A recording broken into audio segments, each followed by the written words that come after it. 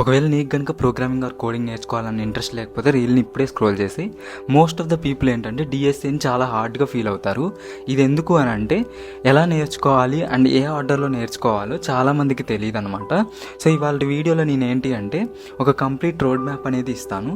So దీనివల్ల మీకు ఎలాంటి కన్ఫ్యూజన్ అనేది ఉండదు, జస్ట్ క్లారిటీ మాత్రమే ఉంటుంది అండ్ దీన్ని మీరు సింపుల్గా ఫాలో అయిపోవచ్చు. అండ్ మనం ప్రీవియస్ వీడియోలో డేటా స్ట్రక్చర్స్ అనేవి 2 టైప్స్ ఉంటాయని అనుకున్నాం కదా. సో అవేంటి అంటే లీనియర్ అండ్ నాన్ లీనియర్. అసలు లీనియర్ డేటా స్ట్రక్చర్స్ ఏంటంటే ఒకవేళ డేటా అనేది స్ట్రైట్ లైన్ ఆర్ ఒక సీక్వెన్స్ లాగా ఉంటే దాన్ని మనం లీనియర్ డేటా స్ట్రక్చర్స్ అంటాము. For example 1 2 3 4. దీన్నే మనం రియల్ లైఫ్ ఎగ్జాంపుల్ తోటి చెప్పాలంటే ఇక్కడున్న ఈ పెన్స్ అనేవి ఒక ఆర్డర్లో నీట్గా ఆర్గనైజ్డ్గా ఉన్నాయి. సో ఇలా ఉన్న వాటిని మనం లీనియర్ డేటా స్ట్రక్చర్స్ అని చెప్పేసి అంటాము.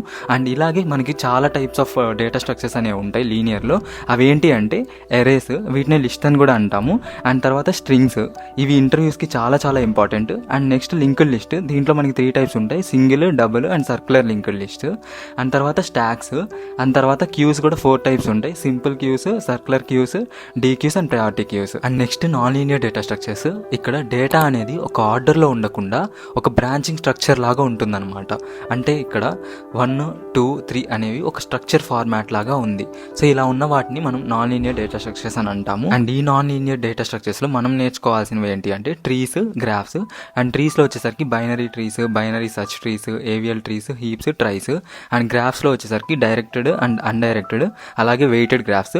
మనం ఇవేంటి అంటే డిఎఫ్ఎస్, బిఎఫ్ఎస్ అనే అల్గారిథమ్స్ యూస్ చేసుకుని సాల్వ్ చేస్తాం గ్రాఫ్స్ని. అసలు అల్గారిథమ్స్ ఏంటి అని అంటే వీటిని నెక్స్ట్ వీడియోలో డీటెయిల్గా ఎక్స్ప్లెయిన్ చేస్తాను. సో వీడియో నచ్చితే లైక్ చేసి మీ ఫ్రెండ్స్ క్రియేట్ చేసేసి మన పేజ్ని ఫాలో అవటం మాత్రం మర్చిపోకండి.